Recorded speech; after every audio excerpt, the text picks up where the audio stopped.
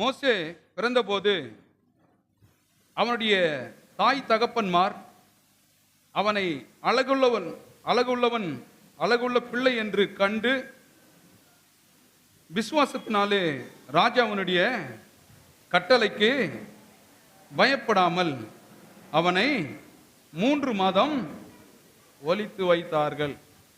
கவனிங்க, இன்றைக்கு நாம் பார்க்க இருப்பது மோசேயின் விசுவாசம் இல்லை,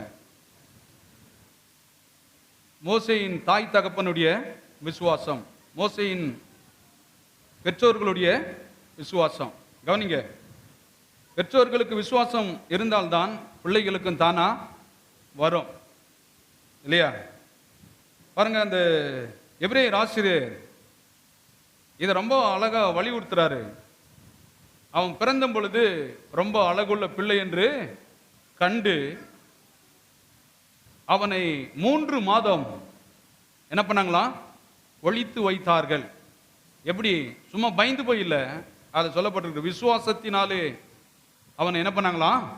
ஒளித்து வைத்தார்கள் என்று வேதம் சொல்லப்பட்டிருக்கிறது இல்லையா? இது எபிரேயர் 11வது அதிகாரத்தில் 8 - 19 வரை ஆபிரகாமை குறித்து நாம் பார்த்தோம் பல வாரங்களாக. ஆபிரகாம் விசுவாசனா என்ன அப்படின்னு. அடுத்தது 20வது வசனத்தில் ஈசாக்கின் விசுவாசம் என்றால் என்ன அப்படிங்கிறத குறித்து பார்த்தோம். 21வது வசனத்தில் பாருங்க, ஆபிரகாமின் உச்சக்கட்ட விசுவாசம் என்ன?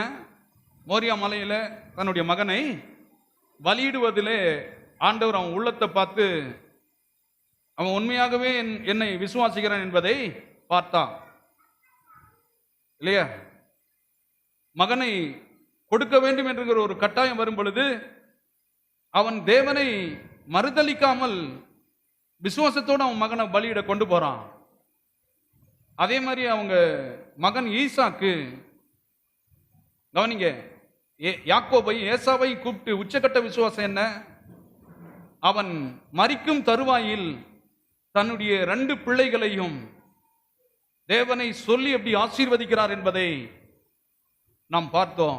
3வது 21 யாக்கோபனுடைய விசுவாசம் என்றால் என்ன அப்படின்னு.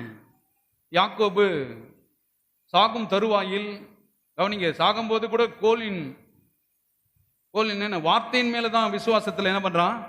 சாகரான். எப்படி சாகரான்? சாவதற்கு முன்பாக தன்னுடைய மகன் யோசேப்பை அழைத்து, அவனுடைய பிள்ளைகளை அழைத்து, நீங்க எகிப்து தேசத்தில் இருந்தாலும் இந்த ஆபிரகாமின் தேவன் யார் என்பதை அவனுக்கும் பிள்ளைகளுக்கும் சொல்லி, நீ பிரதமனா இருந்தா கூட உன் பிள்ளைங்க அப்படி இருந்தாலும் இந்த தேவனை என்ன பண்ணிடாதீங்க, விட்டுறாதீங்க